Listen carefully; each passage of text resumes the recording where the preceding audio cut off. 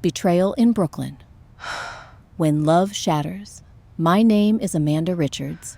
I'm 36 years old, and I live in a cozy brownstone in Brooklyn, New York, with my 2 children. If you met me just a year ago, you'd probably think I had the picture-perfect American family.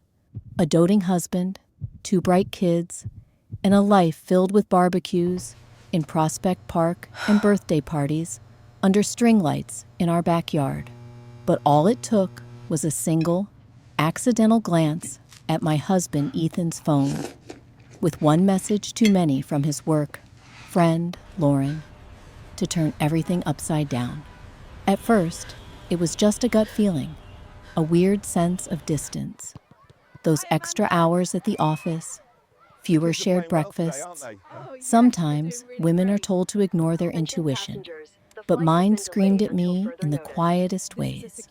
I tried to dismiss the guilt for checking his messages, but let's be honest, what wife hasn't had a moment of doubt? Reading their texts felt like someone had yanked the floor right out from under me.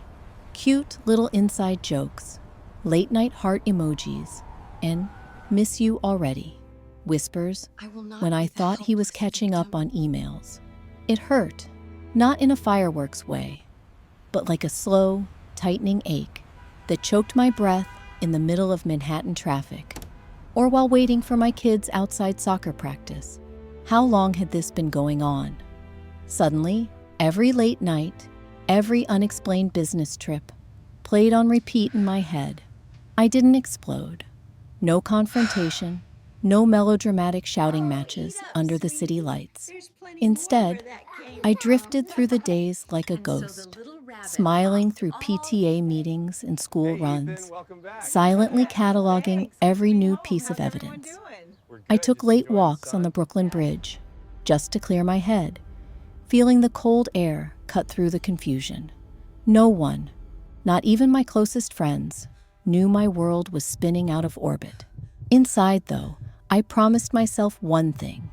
I would not be the helpless victim in my own story. If my marriage was built on lies, then I needed to reclaim the life I'd helped build from the ground up. And so, as the city buzzed around me, I quietly began planning my way out from beneath the weight of betrayal. Little did Ethan know, his American dream was about to become my comeback story. Love betrayed in New York. My name is Amanda Richards, 36, mom of 2, and, until last year, I thought I knew every inch of the life I'd spent a decade building in our little brownstone, just off Flatbush Avenue. There was laughter echoing in the old kitchen, the forever smell of Sunday morning pancakes, and bedtime stories drifting into the Brooklyn night. Ethan, my husband, was the kind of man neighbors greeted on the stoop, charming, steady, and the person I trusted most in the world. Looking back, it's almost funny how the smallest things, a glance at a phone, a tight, practiced smile, a missed anniversary, can shatter the world you thought wouldn't ever break. I never expected my family's story to become one of secrecy and betrayal. When I stumbled on that first message between Ethan and his coworker Lauren, my heart didn't leap, didn't sink, it just paused. Then, over weeks, that pause became a dull ache, a silence in my chest that grew every time he came home late or brushed off my questions with a story too well rehearsed. I replayed fragments of their texts, dissected every word, every emoji, each "can't wait to see you tomorrow." How long had I been loving someone who allowed me to live in the dark? But I never gave in to drama. I didn't sob in the bedroom or destroy his things in a fit of rage. I walked the city at night, watching trains rumble through Prospect Park and breathing in the cold air until my thoughts cleared. Some nights, I'd sit on the bench outside the bodega, coffee cooling in my hands, letting the city crowds blur beside me. No one, not my friends, not even my therapist, knew just how deep the cut ran. I was haunted, but chose to walk through the world As if I wasn't broken. Underneath it all, though, gears of resolve were grinding. Ethan's betrayal taught me that love is a risk, and sometimes the bravest act is simply refusing to let pain make you small. Somewhere between the sleepless nights and silent breakfasts, I realized that my story wasn't done. I could swallow the hurt and survive, or I could breathe through it and find out what came next. Taking back financial control. When the emotional fog finally began to lift, I realized something chilling. For all my independence, so much of our life together, our mortgage, investments, college funds, and even our monthly groceries, had his name all over them. I wasn't powerless, but I'd let myself drift on the current of Ethan's provider role for too long. If I wanted to secure a future for myself and our kids, I needed facts, not feelings. Those first days of digging into our finances felt like peering into a second, hidden betrayal. I made lists, joint accounts, credit cards, insurance policies, savings for the kids, even dusty old retirement plans we'd opened years ago and never thought about again. Every transaction was a breadcrumb, and I followed the trail with a growing sense of resolve. Late at night, when the house was quiet, I pored over bank statements on my laptop, learning the language of our accounts. I noticed the subtle leaks, spa appointments that weren't for me, gifts charged to cards I didn't recognize, and a pattern of ATM withdrawals, always in the same neighborhood as Ethan's office. My jaw clenched tighter with each discovery, but every clue was power. I started simple. I called our family bank and explained, with a diplomatic calmness, that I wanted to reset the online banking passwords for our mutual safety. Once inside, I changed all security questions, set alerts for withdrawals over a certain amount, and quietly opened a separate account in my own name. I moved my paycheck, modest but steady, from my freelance writing into this new fort. It was mine alone for the first time in years. Next, I made a list of recurring payments, utilities, subscriptions, even streaming services. Anything that we could reasonably shift to my own account, I did. Bit by bit, I trimmed unnecessary spending, canceled duplicate services, and consolidated the bills. I called our mortgage provider and learned how New York State's joint property laws worked. Knowledge is armor when you're trying to survive a war you never picked. That month, every coffee I skipped, every yoga session I did at home instead of the overpriced studio, felt like a small victory. It was humbling to admit how little I'd managed before, but empowering to see the puzzle pieces snap back into place. My next step was building evidence. For every suspicious charge and every new account Ethan opened without discussion, I made screenshots, tallied receipts, and organized everything in a digital folder labeled "For my lawyer." It felt less like revenge and more like self-rescue. I asked around, discreetly, about the best family lawyers in Brooklyn. Got recommendations from friends who'd been through rough splits and met with one over lunch in Manhattan. She was sharp and reassuring. "You're smart to act before the storm," she said. "Protect yourself and your kids first." Ethan, caught up in his double life, didn't notice a thing. He thought he was hiding the affair, but I was the one moving in silence, act by careful act, building a lifeboat for myself and our children. I learned how to freeze a joint credit card, set up an automatic savings plan, and monitor credit reports for sudden spikes. It wasn't glamorous. It was gritty and at times lonely. But every step made me a little less afraid. Some nights, exhaustion nearly won. The world expects women to either forgive or turn bitter, but I found power in the middle. Action, not reaction. By the time Ethan realized I wasn't just grieving, but preparing. I had built a sturdy wall between his risks and our future. Taking back financial control didn't erase the betrayal, but it shifted the balance of power in my favor. For the first time in a long while, I looked at my reflection, not as a victim, but as the woman who could and would protect her own. The numbers lined up on my spreadsheets, and so did my resolve. What began as heartbreak slowly turned into my roadmap for freedom, unmasking the other woman, Samantha Matthews. The name had lingered on my screen for weeks, like a bruise, dull but always tender when pressed.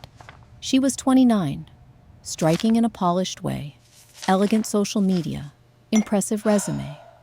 The type who posted filtered selfies with hashtags like "your girl boss" and "each hustle hard." It would have been easier to hate her, but instead, I felt a cold curiosity. Who was this woman who had invaded my marriage and my peace? It was no secret among David's colleagues that he and Samantha had become unusually close. Joint projects, after-hours meetings, too many business trips overlapping. Rather than confront her in a fit of rage or spiral into humiliation, I decided to treat the task as a case study, a problem to be solved logically and meticulously, the way I'd approach a complex design campaign. I began with observation. Quietly, I sifted through David's calendar invites and work emails whenever he carelessly left his laptop open. It wasn't hard to spot the patterns. Recurring dinners near her apartment, receipts for expensive wine, and rideshare logs that always ended within blocks of her building. I channeled every ounce of my anxiety into documentation, screenshotting, and cataloging with the precision of a forensic accountant. But information on paper only got me so far. I wanted to see the full web. That's when I turned to mutual acquaintances, without ever revealing my suspicions. Over coffee, I listened as David's old partner, Tom, let slip that Samantha had a reputation for networking, but not always the professional kind. Another friend from the company's HR department, a woman I'd once helped design party invitations, confided in me gently, "Amanda, these city offices are small. People notice." With the pieces in place, I took the step I had dreaded, contacting HR at David's firm anonymously. I supplied a detailed, neutrally written account, meeting locations, dates, purchases, timesheets, and attached supporting evidence without malice or embellishment. I didn't want scandal. I wanted truth to breach the surface. Within the month, rumblings swept through the company. Samantha was quietly transferred out of state under the guise of a promotion. Whispers in the hallways replaced the late-night rendezvous. David came home the following week, more tense than ever. He knew he was being watched. The jig, it seemed, was up, but I didn't gloat. Watching his carefully maintained world wobble wasn't sweet revenge. It was an immense relief. I had held my dignity throughout, and though the city outside never slowed, inside our apartment, an uneasy justice finally settled. There's a temptation to seek dramatic, damaging confrontations. But the truth about ending an affair is this: you're left with both the ruins and the possibility to rebuild something better. From the ground up, with eyes fully open. Samantha, in the end, was just as lost as I was. Only our roles had been reversed. She lost her place at the table, and so did David. And I, for the first time in years, felt free. The decisive blow in divorce court. Divorce court in Manhattan isn't the sweeping, dramatic stage you see on TV. It's a place where people's secrets are sorted, weighed, and stripped of their glamour beneath the fluorescent buzz of reality. The morning my case was called, I sat there, gripping my folder of evidence, bank statements, text messages, photographs, records all lined up with a precision even Eric hadn't seen coming. He arrived in a last-minute suit, looking frayed around the edges, trying to muster old-world charm that didn't land the way it once did. The judge was a sharp-eyed woman who'd seen it all. She barely glanced at the pleasantries before inviting our respective lawyers to lay out the facts. My attorney, battle-tested and elegant, walked the court through every step. The suspicious withdrawals, the late-night dinners with Samantha, the emails that weren't about business. There were no raised voices, no theatrical accusations, just truth stacking quietly, meticulously, against Eric's weak denials. Eric tried to defend himself, squirmed beneath cross-examination, his stories falling apart as receipts and digital breadcrumbs poked holes in every explanation. When Samantha's name came up, my lawyer revealed the timeline, laying out how Eric's absences always matched her own. The courtroom was silent, except for the clicking keyboard of the court reporter and the sound of old illusions crumbling. When Eric finally tried to plead for leniency, arguing for his share of the house, some say, over custody, and a split of the retirement accounts, the judge lifted her gaze to him, unimpressed. "This court has a mandate," she said, "to protect the best interests of the children and to ensure fair division according to the evidence presented." My evidence. My months of quiet, methodical work paying off in the one place it mattered most. Nothing about the process felt triumphant. My hands shook as the decree was read. In the end, I was awarded primary custody of our 2 children, the brownstone we'd called home, and a fair, though not extravagant, share of our savings. Eric was left with bills, obligations, and the knowledge that his choices, not just mine, had consequences. His relationship with Samantha, distant and uncertain, built on the wreckage of trust, never strong enough to last through daylight. But more than that, I left court with my dignity intact. I hadn't screamed. I hadn't hurled accusations in public.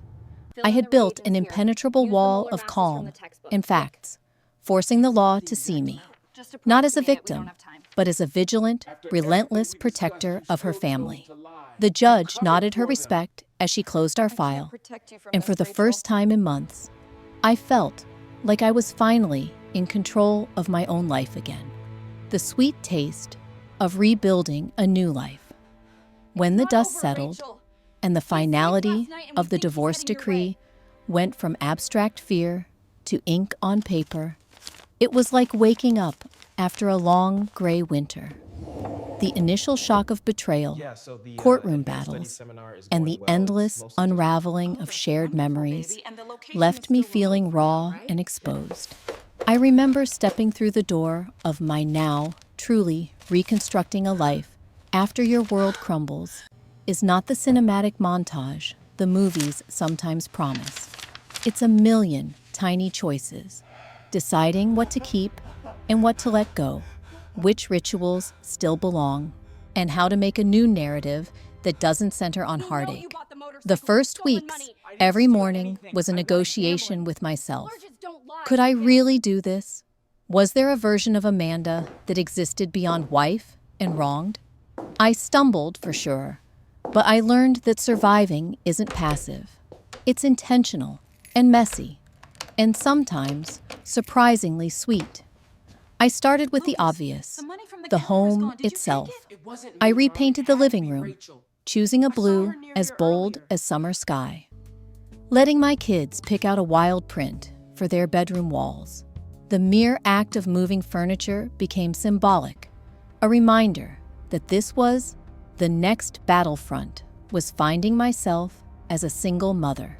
Every routine, school drop-offs, bedtime stories, late-night fevers, felt twice as heavy, but also twice as meaningful. I reached out to other moms in the neighborhood, joining local parents for coffee, park days, and impromptu support sessions at midnight. It was humbling to ask for help, But the honesty bred camaraderie, far deeper than anything I'd ever shared in coupledom. I signed up for a creative writing group at the library, pushing myself to share pieces of my story in a room full of strangers, and slowly began to recognize the Amanda I'd misplaced somewhere in a decade of compromise. There were setbacks, of course, times when I'd find myself staring at old family photos or overthinking my ex's new relationship. But I learned to acknowledge the wave, let it break, and not drown in it. Therapy helped, sometimes in the form of hard-won tears, sometimes laughter at how bizarrely tangled love and loss can be. Journaling, long walks on the Brooklyn Promenade, and even therapy doodles with my youngest became part of how we healed. My kids, resilient in their own wild ways, adapted faster than I ever expected. Their ability to find adventure in the mundane reminded me that freedom can look like pizza on the living room floor or sidewalk chalk masterpieces at sunset. Financial independence was a learning curve, the kind that stings at first, but eventually feels like flying. I restructured our budget, taught my children the value of saving and giving, even if it was just quarters for the bodega cat. For the first time, I set personal goals, even small ones like reading a book each month, or finally, running a 5K. Each achievement was a brick in the foundation of a life I was designing, not defaulting into. Slowly, I opened myself to new experiences. I let friends set me up on dates. Awkward at first, sometimes hilarious, sometimes comforting. I discovered that romantic hope doesn't have to be naive. It can be cautious, built on boundaries, and still leave room for butterflies. More important, I learned the joy of my own company. Coffee in solitude, Saturday mornings at the farmer's market. Rediscovering old hobbies and passions. Photography, cooking, late-night jazz clubs downtown that had been shelved for someday. Building a new life wasn't about overcoming grief all at once, but about stringing together small moments of grace and resilience. I found new traditions for my own little family: Sunday board games, pizza movie nights, and volunteering at the animal shelter once a month. Our home, sometimes chaotic and imperfect, was an honest reflection of our journey. The sweetness didn't come from forgetting the pain, but from knowing we'd survived it, and that the future was wide open, uncharted, and entirely ours to claim. If you had told me 2 years ago that my story would turn out like this, I would have laughed, a shaky, uncertain laugh. Now, I just offer a knowing smile. It's not the story I set out to write, but with every fresh page, I find it's the one I was meant to live, our own brownstone. Just me and the kids, feeling both weightless and anchored. The soundtrack was unfamiliar silence, punctuated only by my children's laughter and the city's never-ending hum beyond the stoop. Personal lessons in the aftermath. There's a peculiar clarity that rises from wreckage, a sharpness that takes up residence in your bones only after you've lost nearly everything you thought you needed. In the aftermath of my marriage's implosion and the fevered chaos of divorce court, I discovered that what you carry forward often matters more than what you leave behind.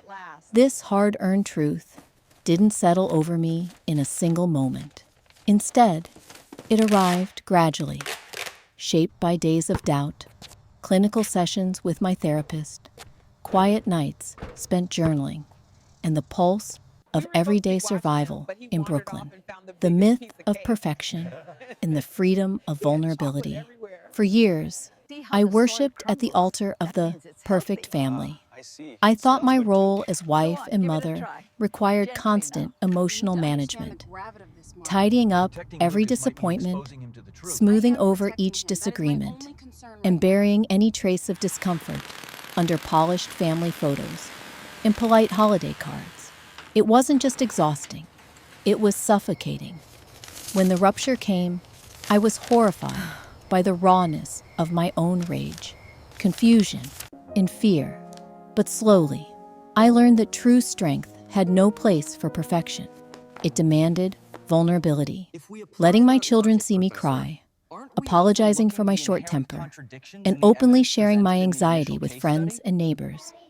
These were acts of honesty that eventually relaxed the iron grip of shame.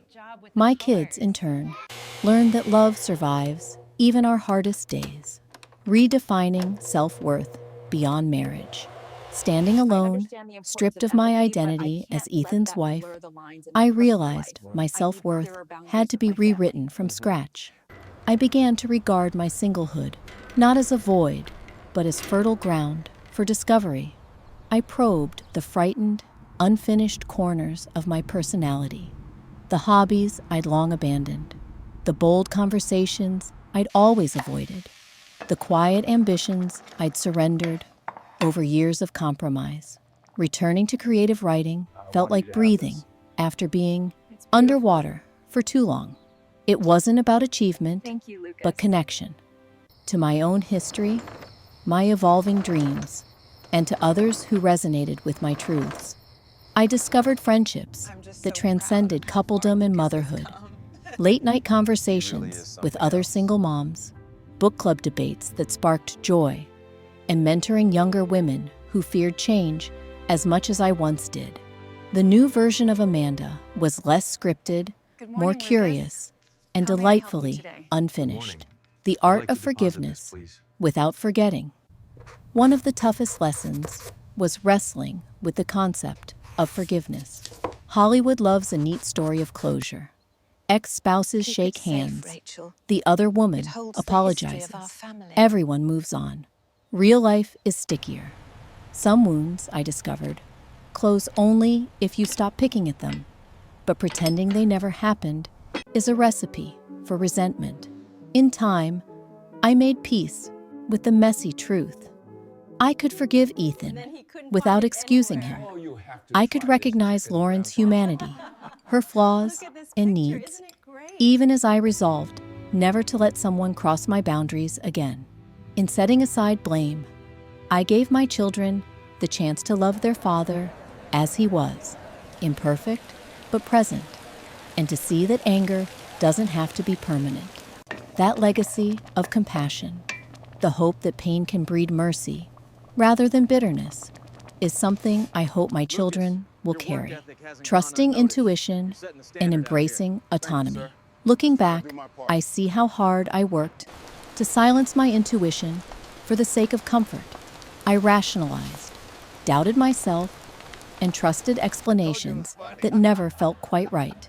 Now, I understand that intuition is not just a subtle warning, but a vital tool, a way my mind tried to protect, even when my heart wasn't ready. I vowed never to ignore it again, and this commitment changed how I move through the world. In work meetings, parenting dilemmas, and new relationships alike, I listen to those quiet nudges. I no longer outsource major decisions, nor do I apologize for my boundaries. Autonomy is a form of self-love, and regaining it felt at first like loneliness. But in truth, it set me free.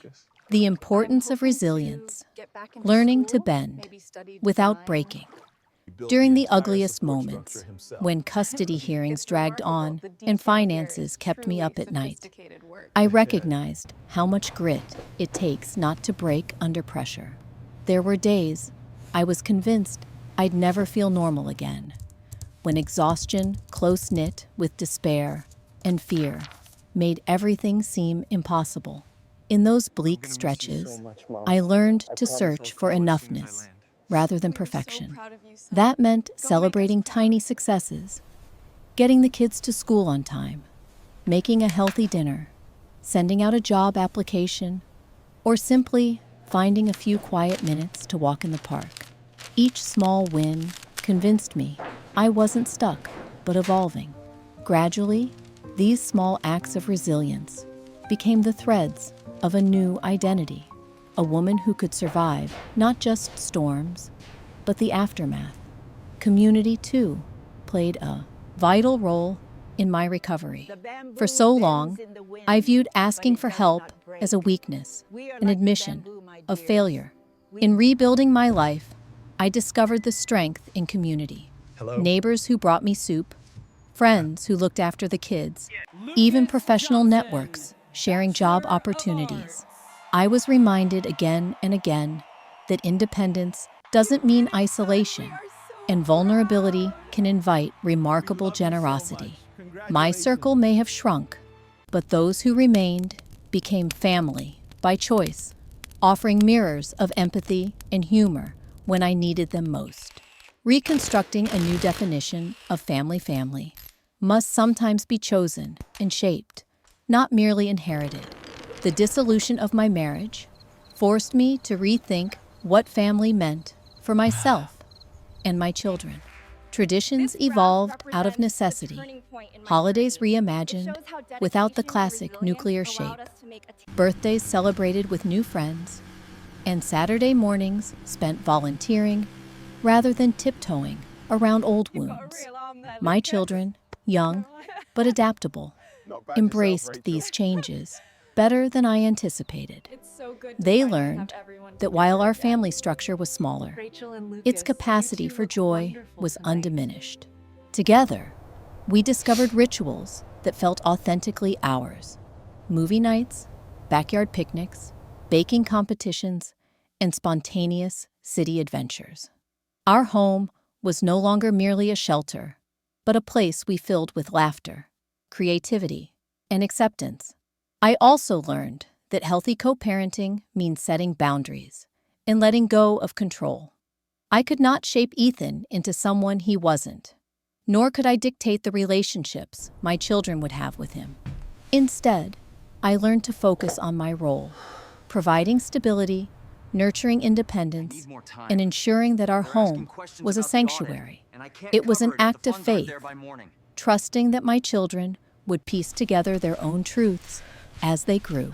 Over time, we all grew more comfortable in the new normal, a patchwork family stitched together by forgiveness, obligation, and mutual care, finding purpose in shared experience.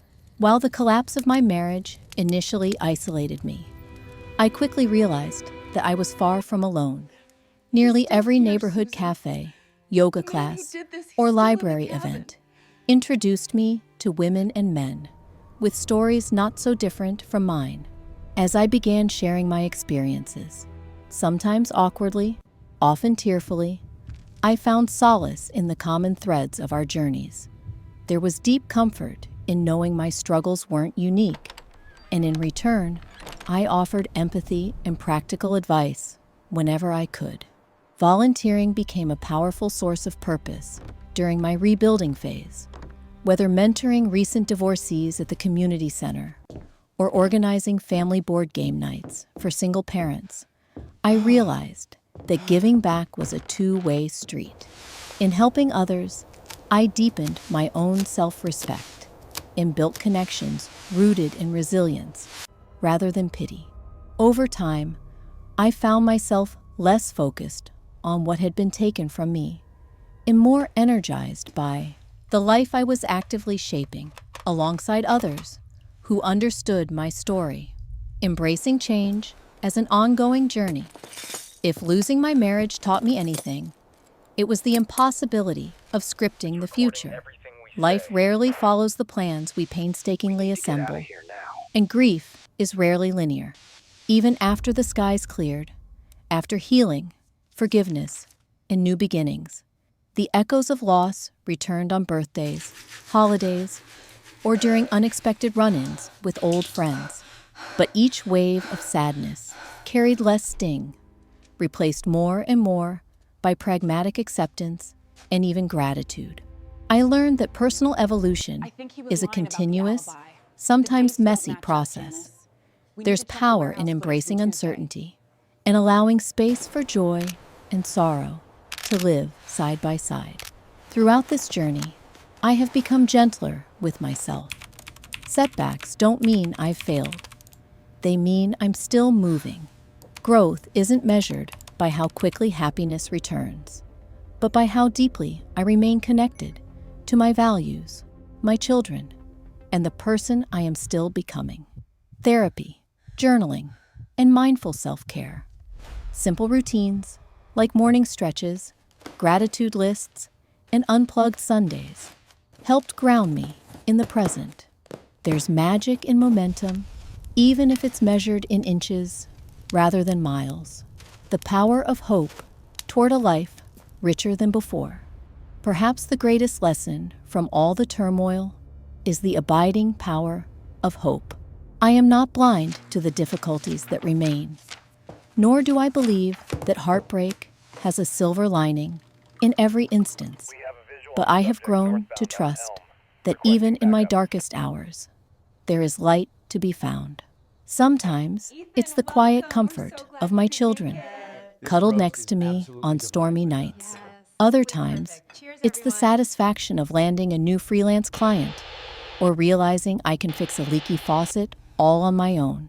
Hope means honoring my past without letting it define my future. It's about falling in love with learning again, experimenting with new hobbies, and letting the story of my life unfold without doggedly clinging to any particular chapter. Today, my life is far from the fairy tale script I once thought I wanted, but it is entirely real and all the more precious for its hard-won authenticity. I want my children to see that healing is possible, that mistakes don't mean the end, and that our greatest joys can sometimes be built atop the ruins of loss. My story isn't about revenge or defeat. It's about resilience, curiosity, radical self-love, and the quiet miracle of moving forward, even when you're scared. This, above all, is the lesson I carry with me. Life's bitter turns can teach you to savor sweetness you never would have known to seek.